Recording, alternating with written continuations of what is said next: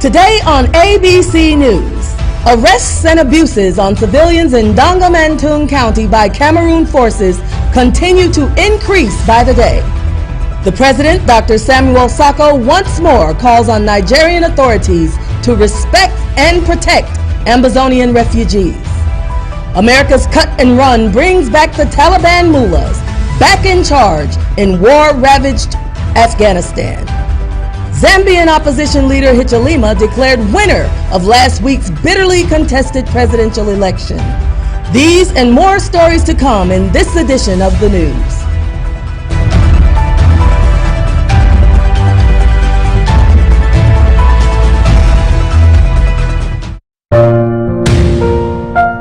Don't you hate it when that happens to you? When it does, you need this and this and this. When it happens to me, I always know where to go. When you've got professionals on your side, your problems don't stand a chance. What are you waiting for? Contact them today and let them take care of your problems.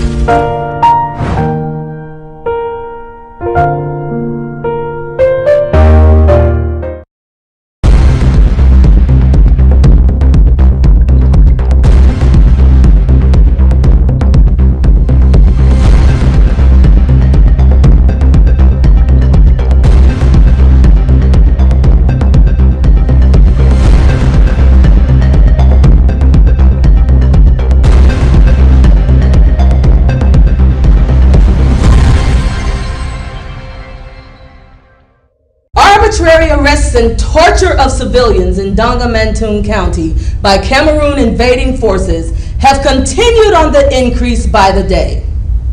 The diabolical tactic meant to sway residents to give up on the struggle, according to ABC News findings, are being initiated thanks to the facilitation by enablers like Shay Jones Yimbe. They have been identified to be the heavy and steady sponsors of Ngala Gerald, the CPDM point person, and Dongamantung. Again, Comfort Comfort brings us the details. Since how many times? You know, since how many times you know say your brother be Amba? Stand. The unlawful arrest of civilians by the military of La République du Cameroon for no crime, in line with the ongoing war, keeps increasing day after day in Dongamantung County. A few days ago, 2 men were pulled out of a drinking spot in Du simply because of their opinions and support for a free and independent Ambazonia.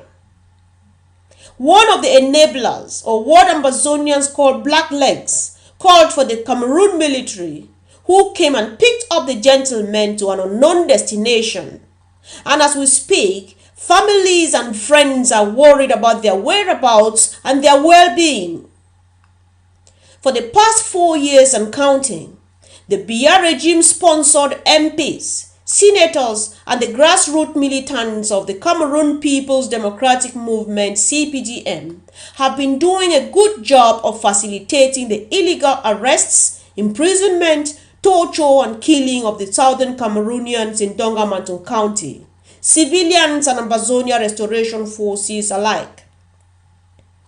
According to our informant, the mention of the names West Cameroon, Southern Cameroons, and worst of all Ambazonia in Dongamantung is tantamount to signing one's own death warrant. An apologetic enabler confessed to ABC Amber News that he has repented from betraying his own people to the La République military. Apparently, he has suddenly found his conscience and made us to understand that since the last time he sold out his own brothers from Du to the Cameroon police and military, he has not known peace of mind because they were all taken to the prisons and some of them lost their lives in the process. ABC Amber News has also gathered that the funds of Dongamantung County are being coerced by the CPDM elites to sanction the systematic arrests and killings ongoing in their respective villages. This diabolic mission that is still in progress has since been accomplished with the help of vigilante groups that are on the payroll of Ngala Gerard, whom ABC Amber News has been reliably informed that is heavily funded by Shea Jones Yembe. Shea Jones, as he is popularly being called, is one of the La République du Cameroon servants that has been moved from one deputy ministerial post to another, who is currently serving the colonial regime as the chairman of board of directors of the Douala Port Authority. An excerpt from Le Gideon online news platform's article of the 14th of April 2021 states that Shea Jones has been recognized and hailed by his master Paul Biya, in quote, for aiding some youths in Du and Noir subdivisions to drop arms and quit from Amber fighters groups and be sponsored, end of quote. Mr. Shea Jones Yembe is equally the chief executive officer of a construction company called Société Mag. And thanks to the contracts that the regime of occupation grants his company, he uses the proceeds to fund genocide on his homeland, Dongamantung County. One of our sources says, he is as wise as a serpent. You will never hear him speak, but he acts from his pockets and shields his face behind Galat Gerard to kill innocent people. A glaring example is the Ngabu massacre of the 14th of February 2020, which they planned and successfully executed, and Galat Gerard came live on Facebook in the morning of the 15th, taking his breakfast and celebrating their mission accomplie. Dongamantung County supporters of the ongoing struggle, however, maintain their resolve in seeing a free homeland, as they pray that the DMC Amber War draft that took place last weekend should be put into best use of sending the occupiers back to where they came from, so that they can finally own their land and be a free people again. Comfort Convo with Prime Reports on ABC Amber News.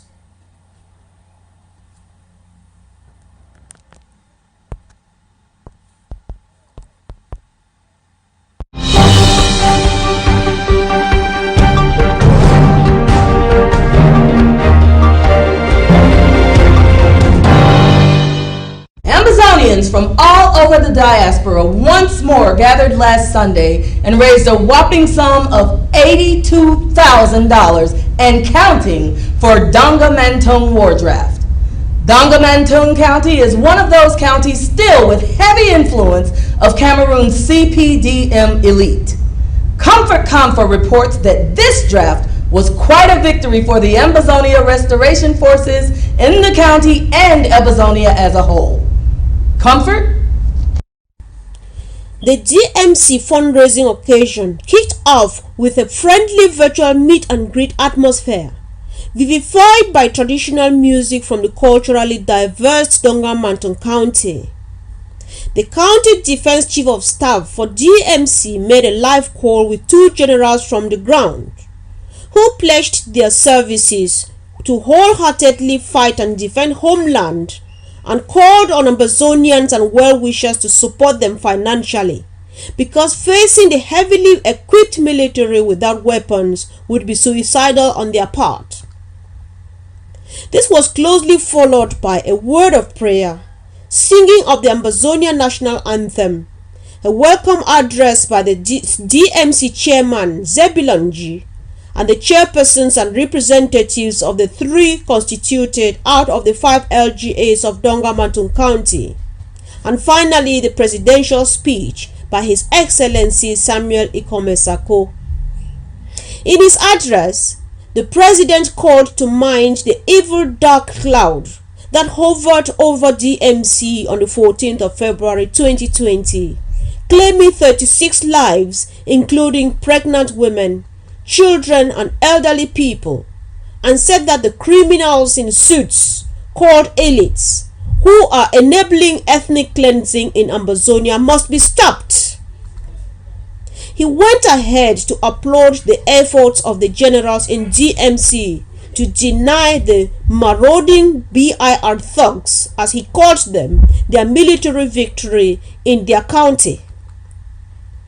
Given that the money raised during the Ambazonia war draft last Saturday was only about half of the figures of the previous year, the president, in his usual positive frame of mind, said that although small, it was the reflection of reality, because almost everybody paid their money on the spot versus the huge sums that many people promised last year but did not redeem their pledges. The president also said that whether someone supports the IG or not does not matter, but that the important thing is for everyone to engage in funding the war in their various LGAs and chasing the enemy out of our land. In the same line, the DMC chairperson said that it is not how you fall that matters, but how you get up again. Let's reflect on how to get better next time, he added.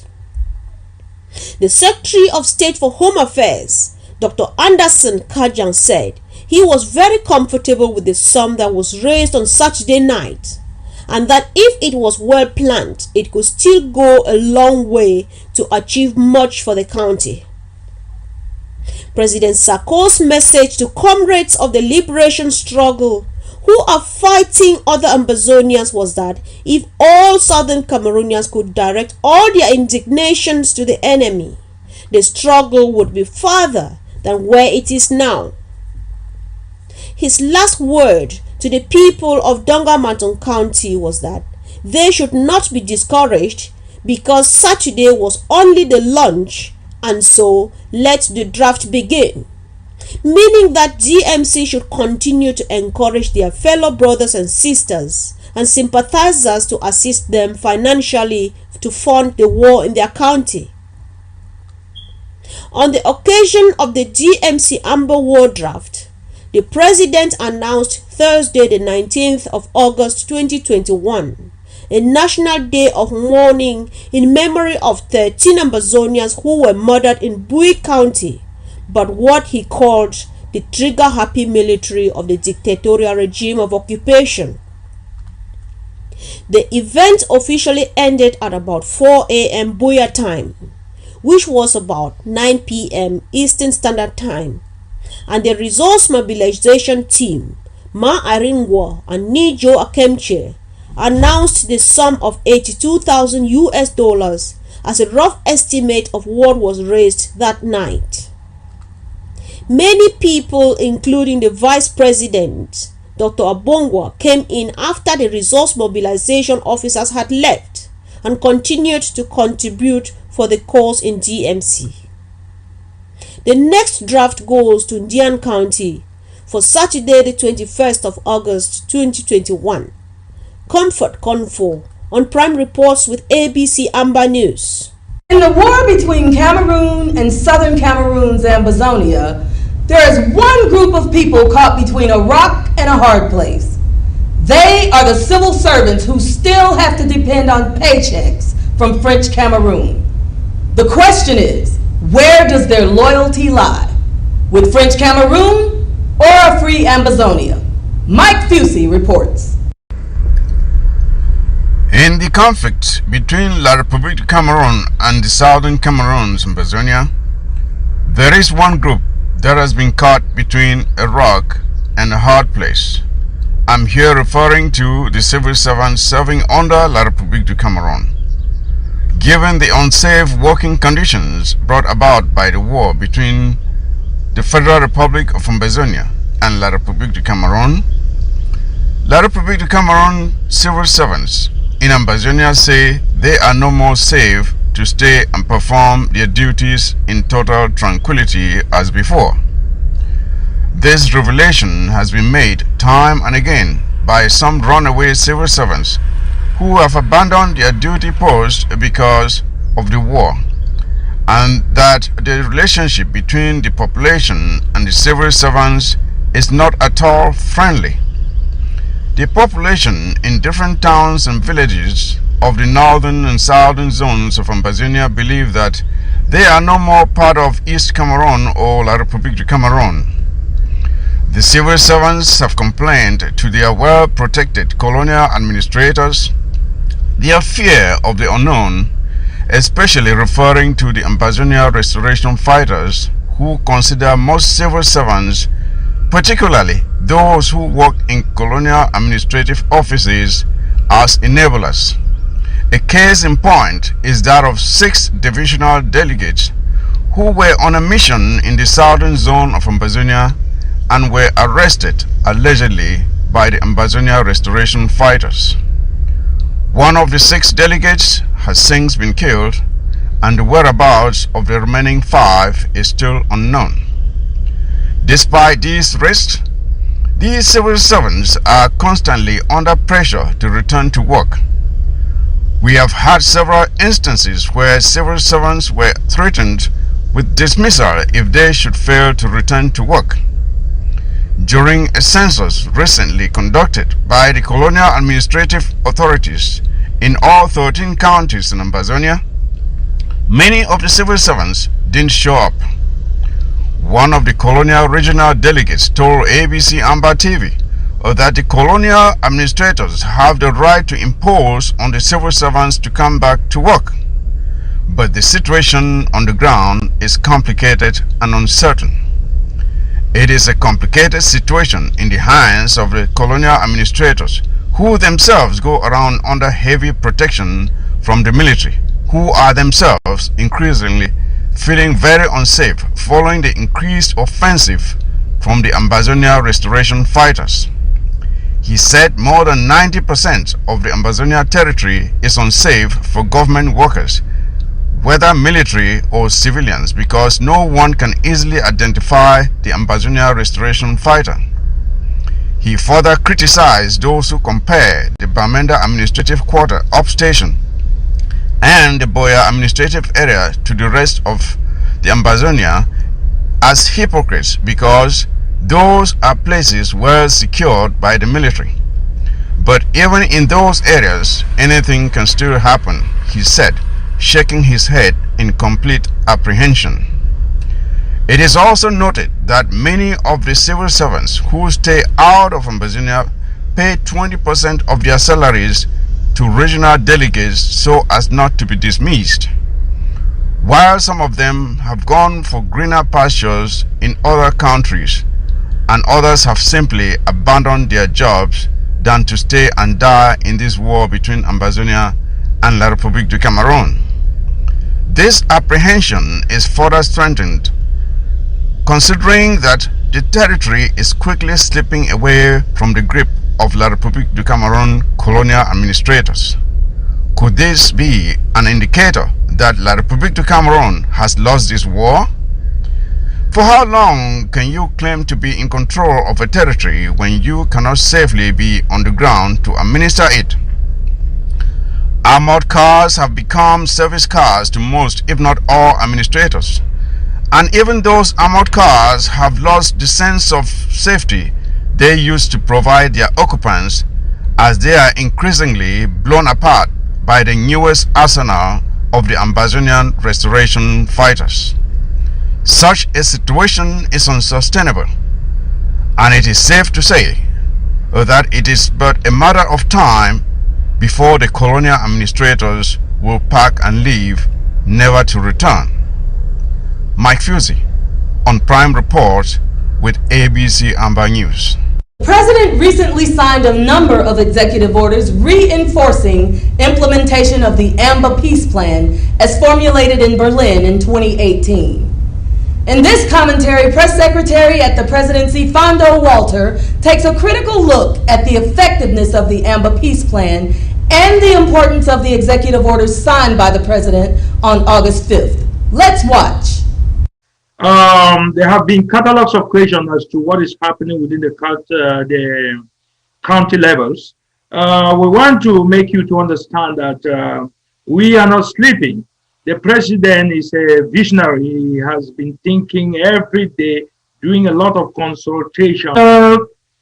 Explain how the county structure has been organized. The main idea of carrying out this particular approach is to include each and everyone to be more participating in the restoration of our statehood. We are restructuring everything where power is given back to the people to whom it belongs. Power lies on the structure, and the issue of one man trying to have control is completely eradicated.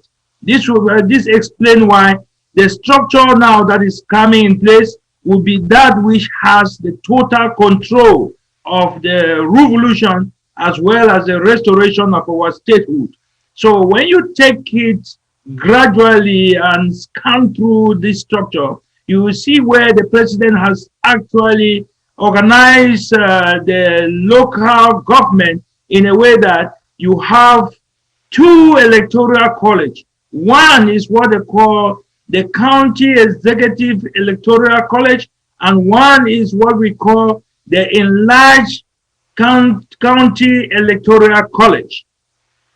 What are the distinctions between these two? The distinction there is that the County Electoral College focuses more carrying out the election if the county coordinator is to be elected.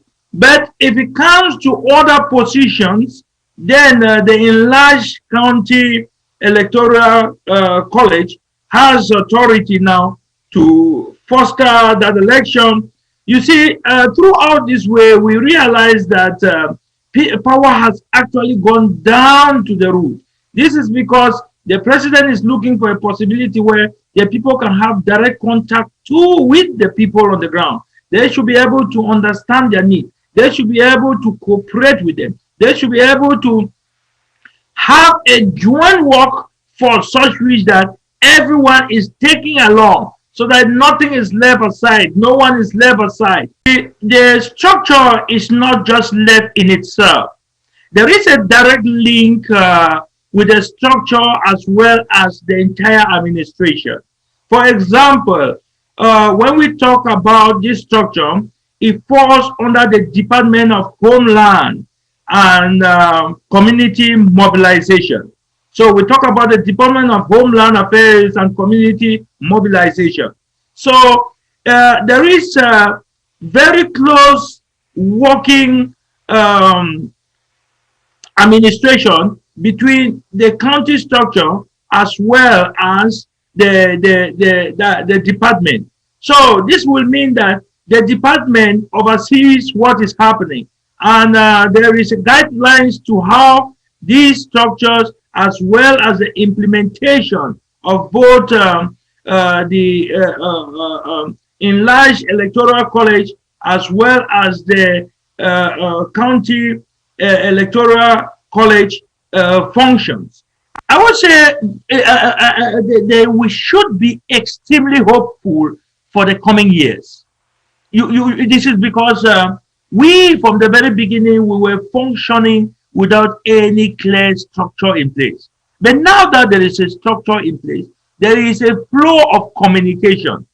There is a possibility now to go beyond those barriers that people operate in darkness and they give a wrong impression and fail to deliver what they had promised. But now, from this structure, it is like there is a kind of check and balances. The number one most important thing for every Ambazonian to do right now is to draft. Draft and draft and draft. People of Ambazonia, draft.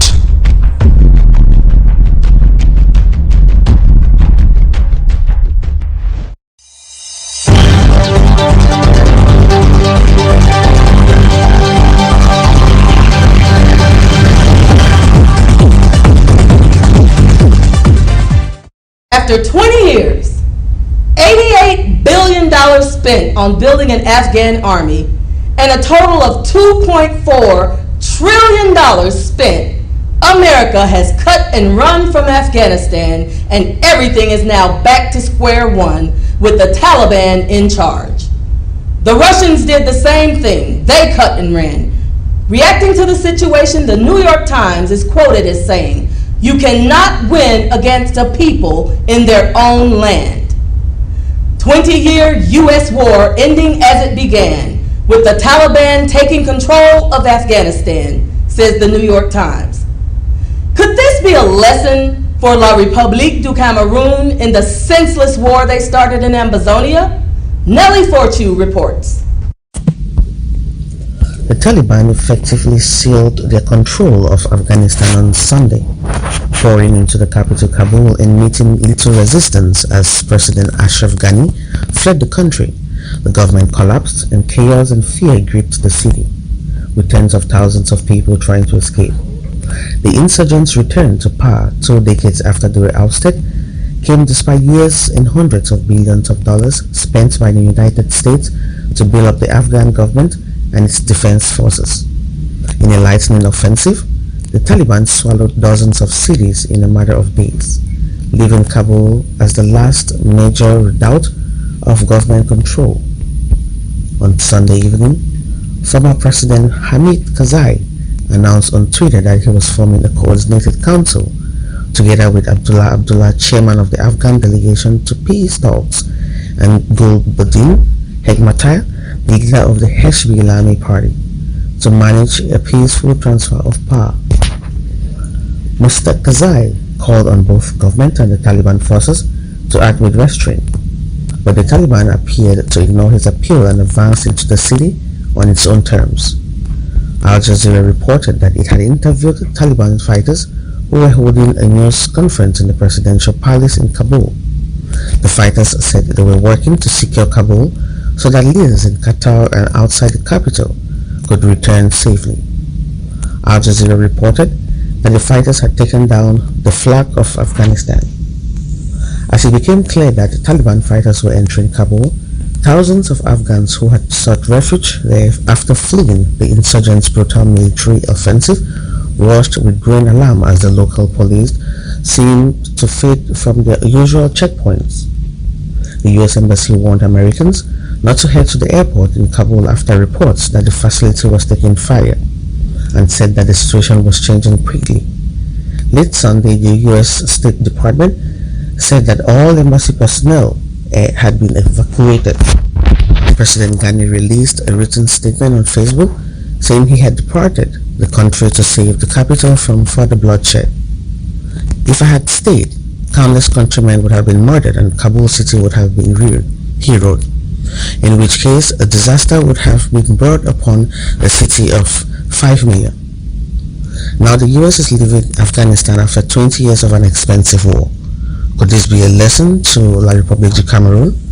It would appear, in spite of the brutality inflicted on the peaceful people of southern Cameroon since 2017, 5 years after the Amazonian restoration forces are growing to strength and mastery day after day, they can now produce their own bombs. The question is, why waste life in a war that you will not win? Many wise questions to French Cameroon. Nelly Fortune on Prime Reports with ABC Amber News.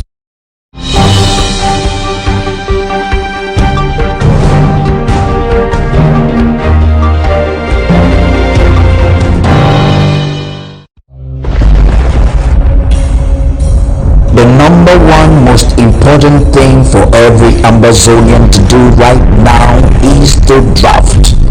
Draft and draft and draft. People of Ambazonia, draft.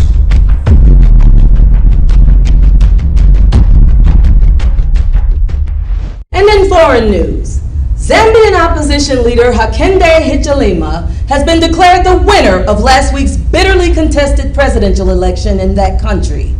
Our correspondent in Lagos, Nigeria, Eunice Momo, covered the event. Zambia's election signaled high tensions in the country following a high turnout in Thursday's vote. Hakainde Hichilema, 59, was ahead of Lungu, 64, in about 20% of the constituencies announced so far. This is the third time Hichilema has challenged Lungu, and analysts said would be a closely fought election amid growing resentment about rising living costs and crackdowns on decent in the southern African country. The Electoral Commission of Zambia has so far released the results of 31 out of 156 constituencies, which put Iklema ahead with 449,699 votes compared to 266,202 for Lungu. The head of the African Union's Observer Mission, Ernest Baikoma, on Saturday said voting operations were conducted in a peaceful, transparent and professional manner. I therefore declare the said Hichilema Hakainde S to be President-elect of the Republic of Zambia. This country has got a lot of challenges. The challenges which the Zambian people, in their collective wisdom, have decided to lump on the shoulders of this one man. But we must be quick to say that this one man is equal to the task.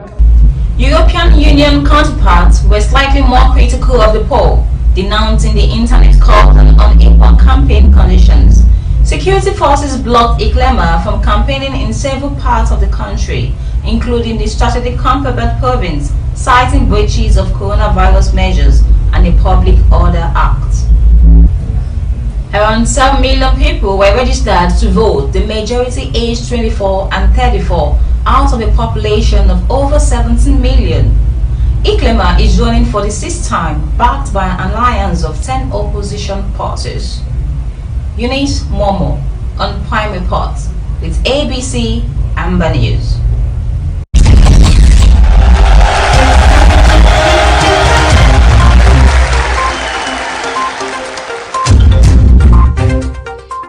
And now for sports news.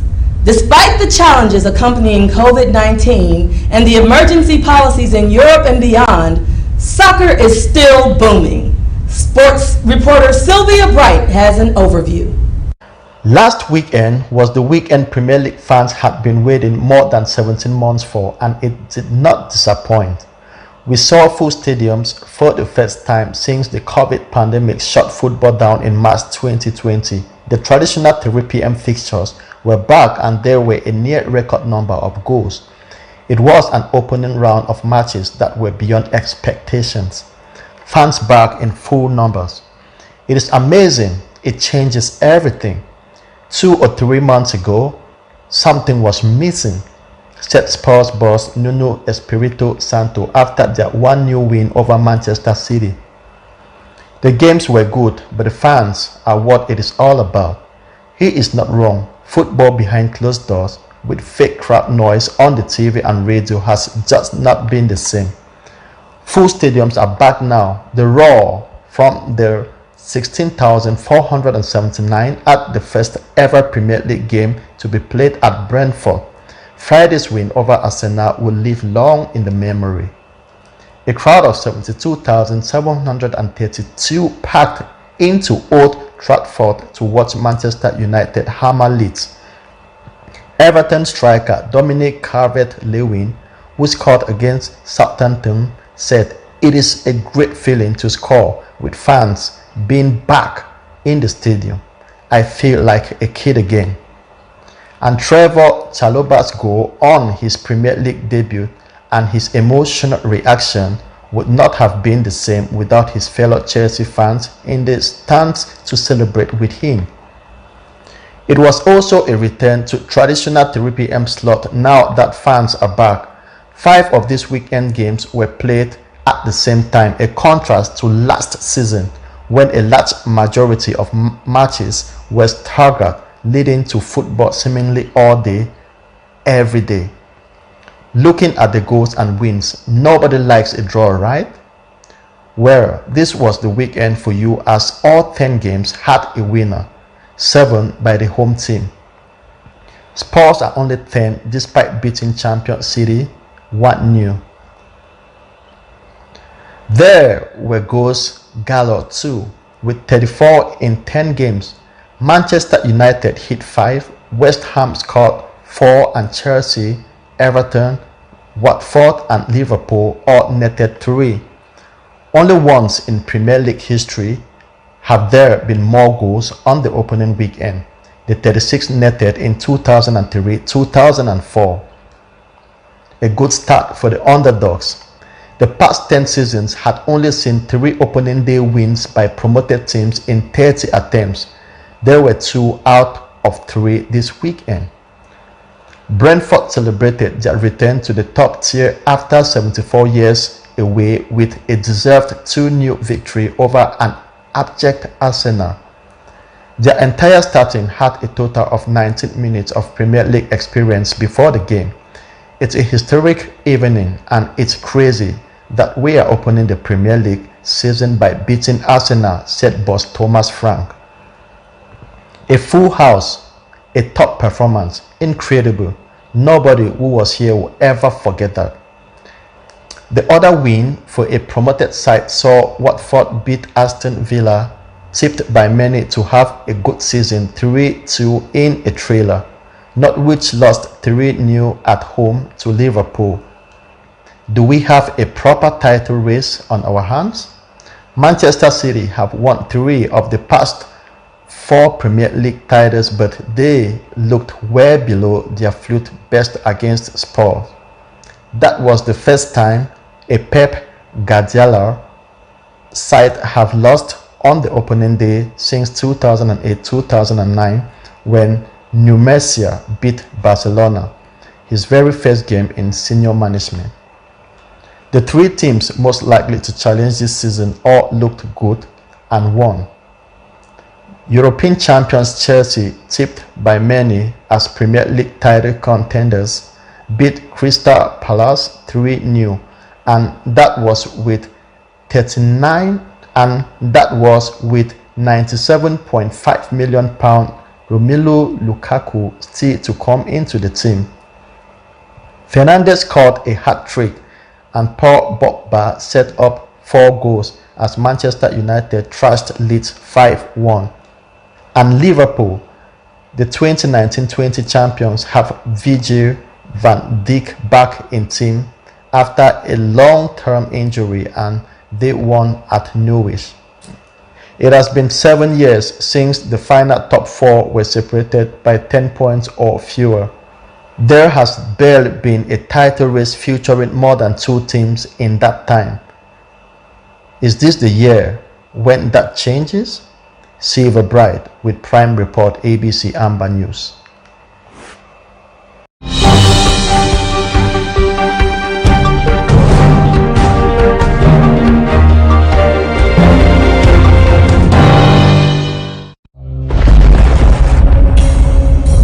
The number one most important thing for every Ambazonian to do right now is to draft. Draft and draft and draft. People of Ambazonia, draft.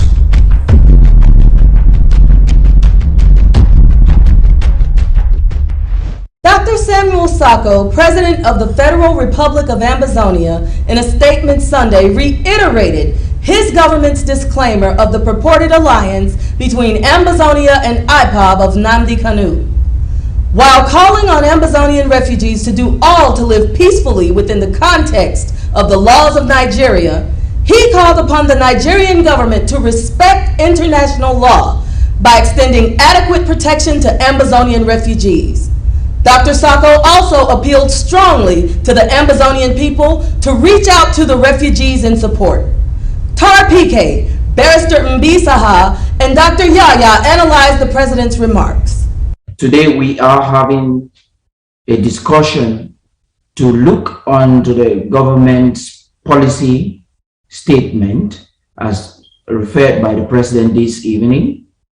We want to examine the importance of the interim government distancing herself from the purported alliance between a certain Ambazonian or Ambazonian-born activist by name Joe Ayaba and the leader of IPOB, one of the Igbo secessionist group.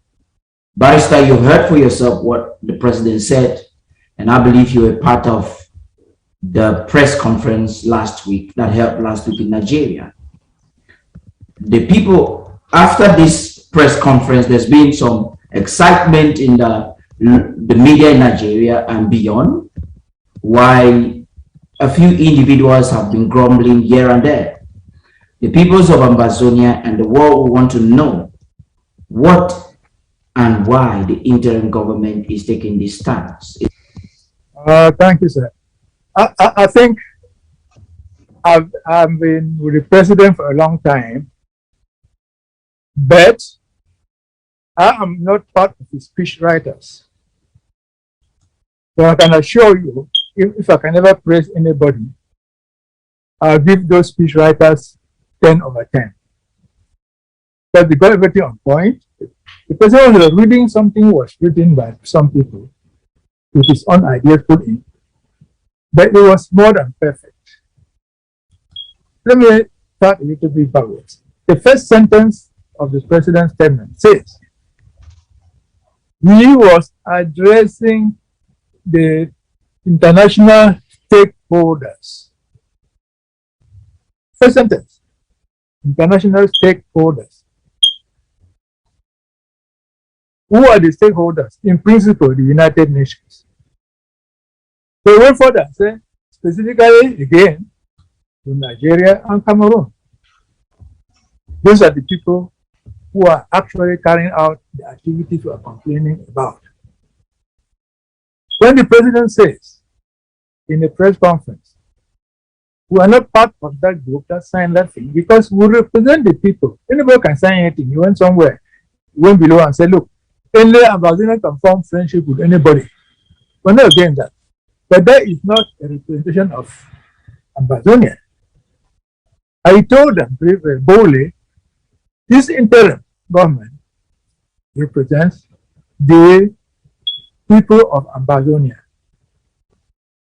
If you were in that conference, somewhere down the road, a journalist asked him, but what of other factions? He did not say, I'm the he said, well, if you doubt my word, go cross check. You have thousands of Nigerians in Cameroon. Call them and find out who's in control. Legitimacy in politics depends upon the crowd that follows you. Thank you very much for that. I would like to know, before I get to Dr. Yaya. Dr. Yaya, good evening.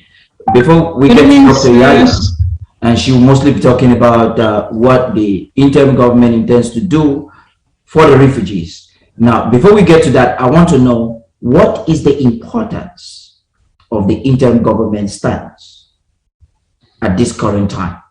Owing to the fact that we had the government of Nigeria about 2 years ago participated in the abduction, or would I say illegal arrest of our leaders and deportation into French Cameroon.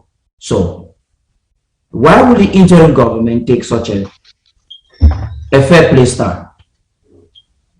The interim government takes that position because since the beginning of the war, the Nigerian government and Cameroon government have violated every single law with impunity. So it tells them you are doing the wrong thing. It reminds Nigeria they are a signatory to so many international agreements, statutes that govern refugees. And so they have a code that they belong to. Even you, Mr. Nigeria, you have even among your own laws that govern refugees. You have violated everything. And so, we, the people of Ambazonia, are telling you, you are wrong. But before he says that, he says up there, that look, in 1961, we attempted to form a union with these people. And it did not work. All what was required of them was not performed. Let me seize this opportunity to explain what, in the very short, all of us sing the song of Resolution 1608. All of us have been singing that thing all the time. But I guess not everybody knows specifically what was violated in 1608. 1608-5 stated the government of Cameroon, the government of Southern Cameroon, and the UK must come together before October 1st and agree on how to implement their supposed terms of the union. They didn't say Ahijo, Foncha, whoever from Britain. They said the three of them must come together as a government. Yes, but we're going to get into that. It is very clear that it was a fraud. The so-called I'm just trying to show people that how it was a fraud. Because here everybody, even in East Cameroon, telling you where there was Fumba, there was this. They did not go to 1605. Yes, there was a federal constitution.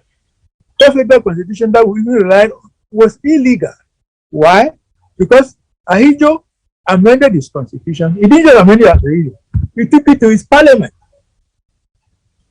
which adopted the amended version of the constitution. He wrote it to Foncha. Foncha did not take it to his own government. But what? Parliament in Boya, a House of Chiefs, was not an imagination. So how would the parliament of another country adopt a law for another country? Now, in the president's statement a moment ago, he was appealing to the Nigerian government to respect international law vis-a-vis the humanitarian crisis that has plagued our people. I'm going to get to you on that, Barrister Team, but I'd like us to talk with Dr. Yaya, who's the Undersecretary for HSS, Dr. Yaya Fournier, the Undersecretary for HSS, to tell us a little bit. We understand this evening the President has called on Ambazonians home and abroad and everywhere to come together once again and to provide sustenance for our people. We would like to know what is happening with the HSS in this respect.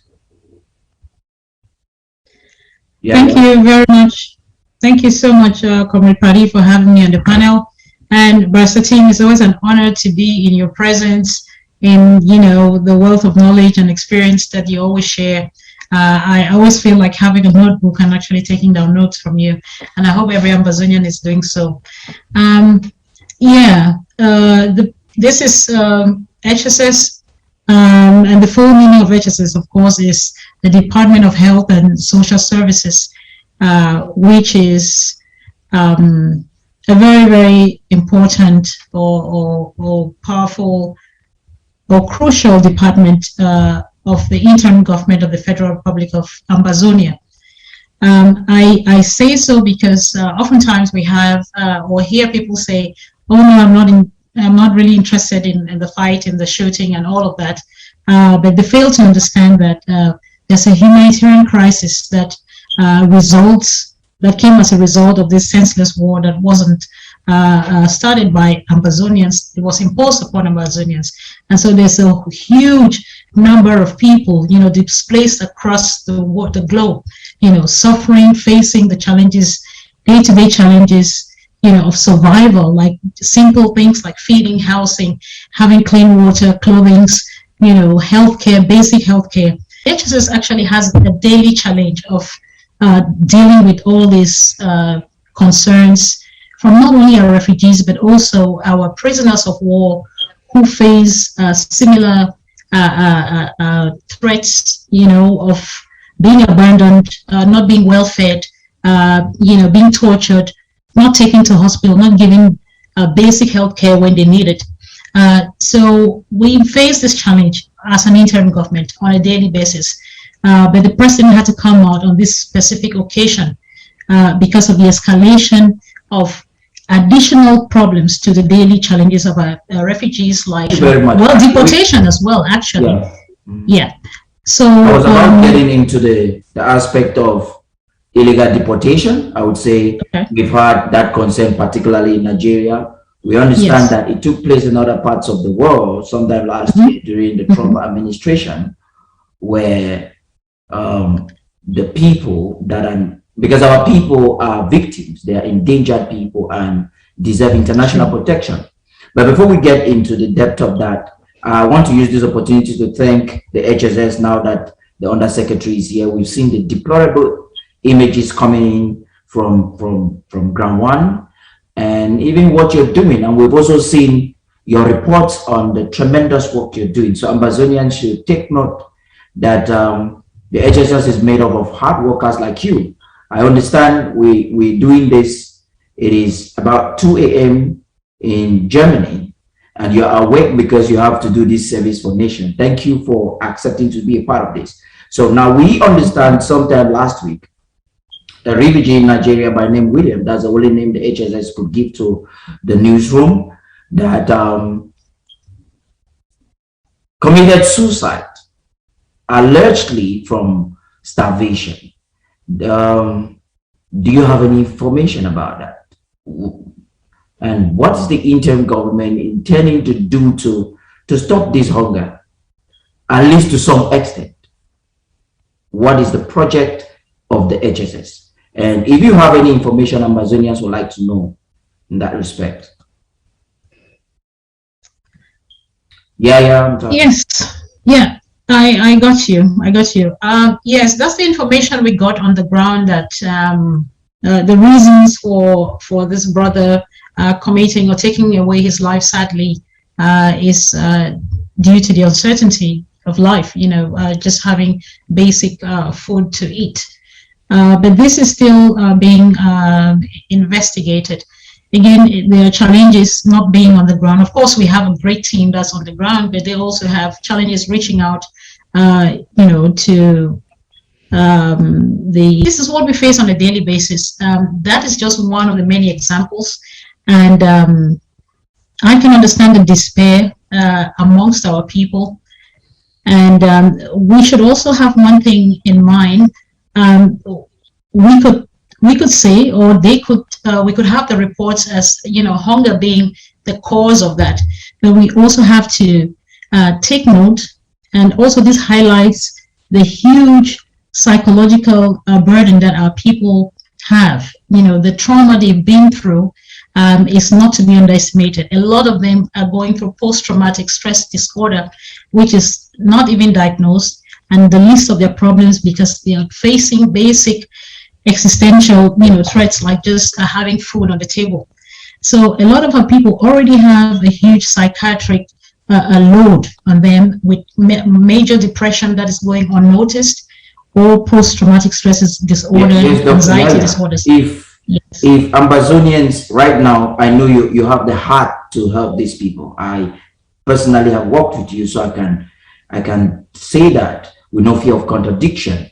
Now, if you want Ambazonians to do something now, what will you want Ambazonians to do now so that it can help the HSS to be effective in their program? Right. I was just trying to, thank you so much for redirecting me. I know sometimes we get carried with the discussions. Yeah, I was just trying to give the background of where we're coming from, already from an overloaded, people going about with psychiatric illnesses that are underdiagnosed. Yeah. And on top of that, something triggers them. An event like hunger or uncertainty or whatever crisis will trigger them into doing something like that. Yeah. And this is just to explain to people that it is not just enough, just food. Healthcare is important. Counseling is important. And all these things, they need money. They need money. So we need to reach out to our refugees, not only when there's their crisis.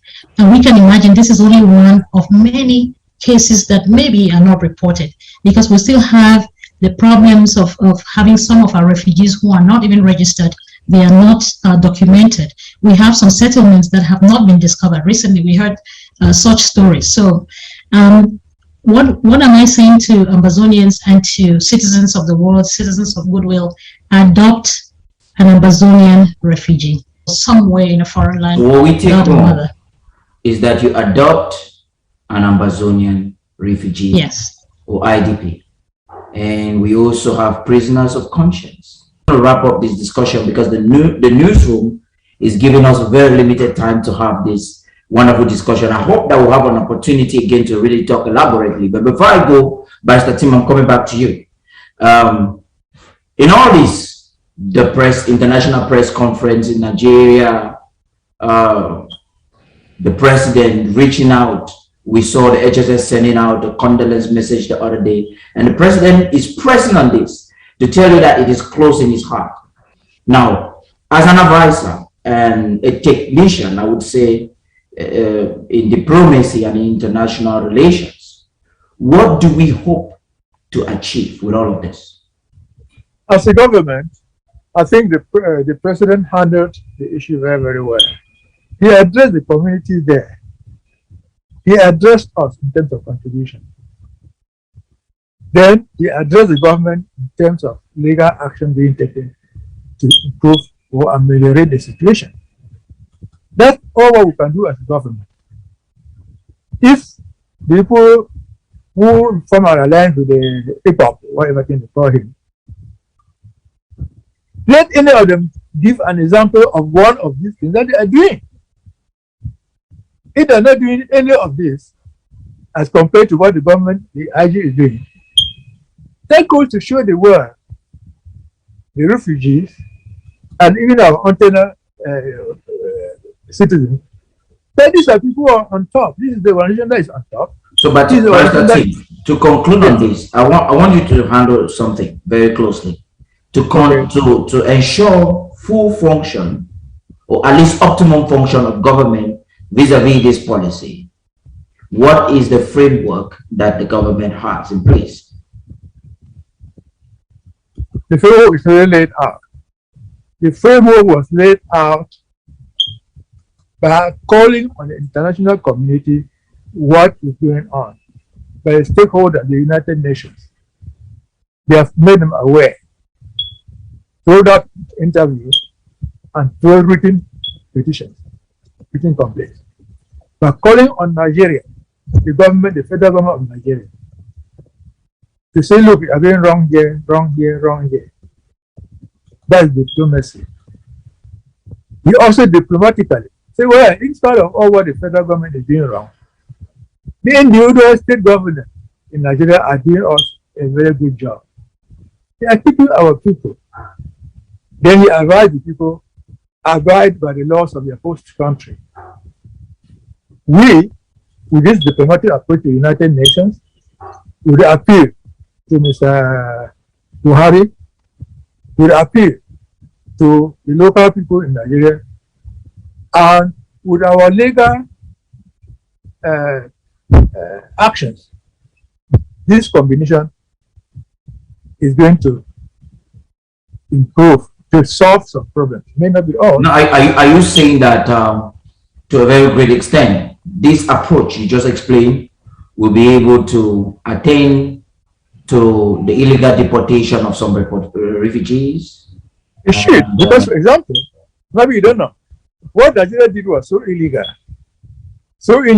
by deporting people and the rest. Yes. So illegal that Nigerian lawyers took an action in Abuja court, the federal court.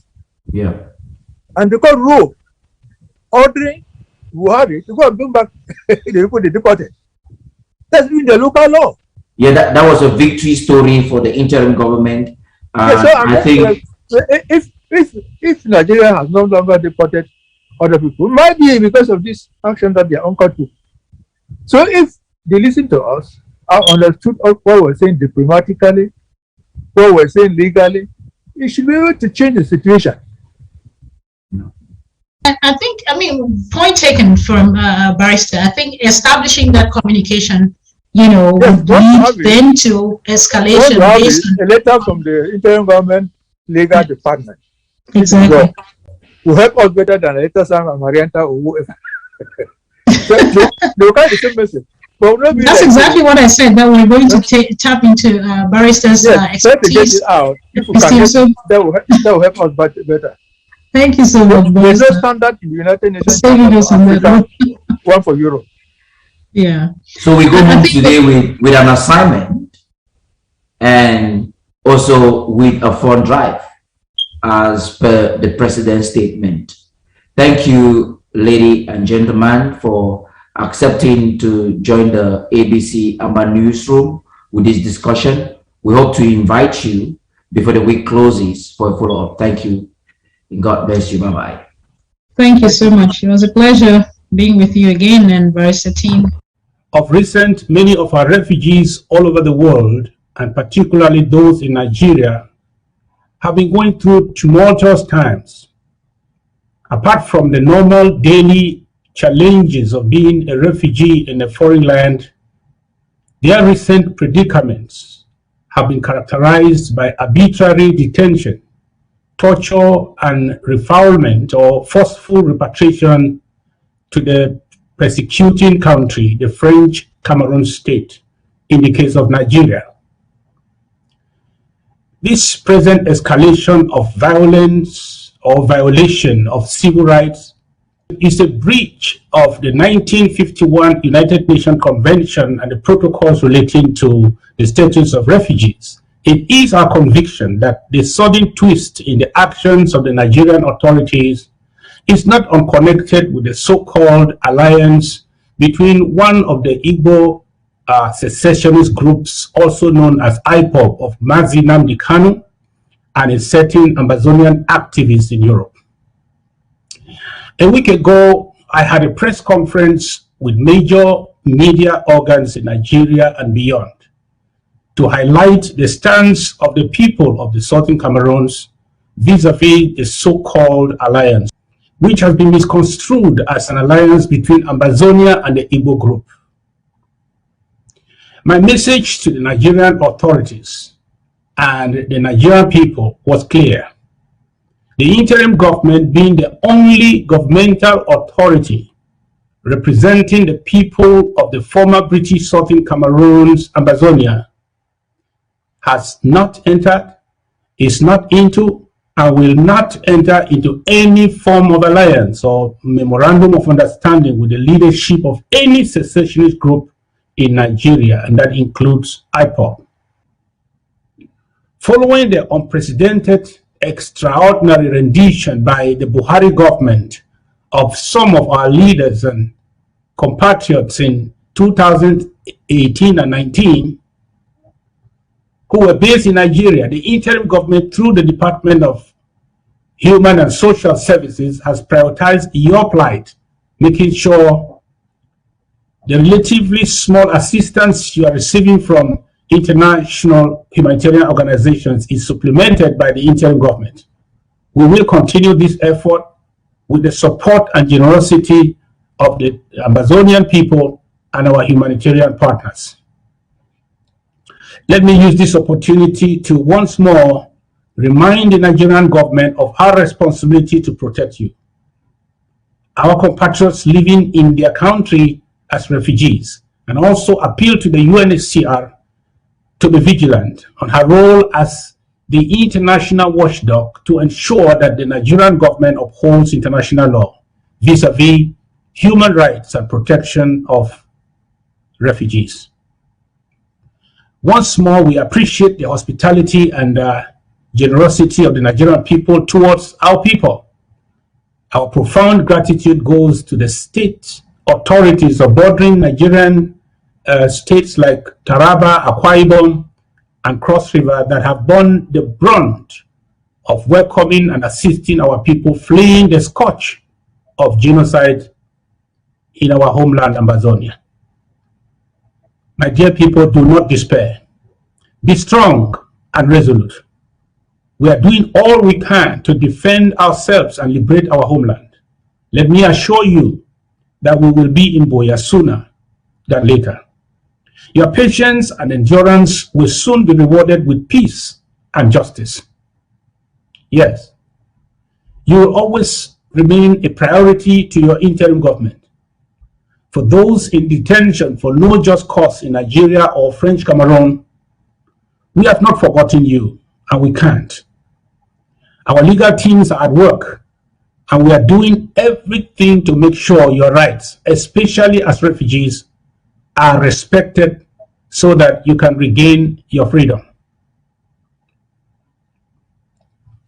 I once more appeal to the government of the Federal Republic of Nigeria, headed by President Muhammadu Buhari, not to play second fiddle to a ruthless dictator called Paul Hitler Biya of French Cameroon, whose genocidal war on our people is an eyesore to the continent of Africa after the Rwanda Never Again Declaration.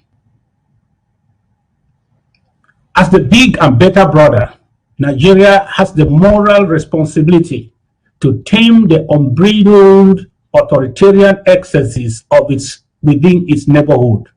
Worse off, a genocide next door. I also count on the civility of the Nigerian people and the political class, especially in Abuja and in those states along our common borders, not to stop treating our compatriots living in their communities as their brothers and sisters with dignity and compassion. On another note, dear Ambazonians at home, just 10 days ago, as I told you yesterday, during the DMC draft, precisely on the 4th of August 2021, another Ngabo-style massacre happened in Bui County, where more than 13 Ambazonian civilians, including women and babies, are confirmed killed in the locality of Melov by the terrorist BIR. The victims, once more, were just innocent Ambazonians carrying on their daily activities. They were targeted by the La République du Cameroun genocidal military thugs just for being who they are, Southern Cameroonians, Ambazonians.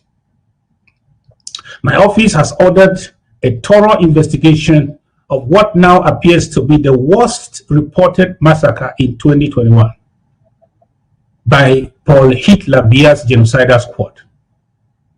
However, preliminary reports already indicate that victims of the shooting died of bleeding in maize farms where they hid for days, running away from the marauding BRI talks. Our hearts go to the families of those who lost loved ones in the Melov massacre.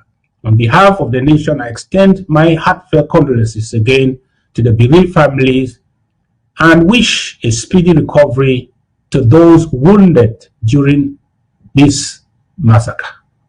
I've declared Thursday, the 19th of August 2021 as National Day of Mourning and hereby order all flags to be flown at half-mast to honor our innocent compatriots gunned down just for being Southern Cameroonians and Ambazonians.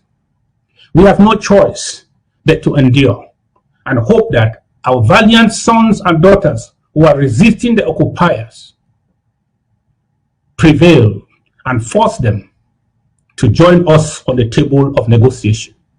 Long live the people of the Southern Cameroons, Ambazonia. Long live the Federal Republic of Ambazonia. And God bless Ambazonia. Thank you very much. Ladies and gentlemen, that's all the news we have for you now. Please stay tuned to ABC. I am Cynthia Williams. Stay safe. Don't you hate it when that happens to you? When it does, you need this and this and this. When it happens to me, I always know where to go. When you've got professionals on your side, your problems don't stand a chance. What are you waiting for? Contact them today and let them take care of your problems.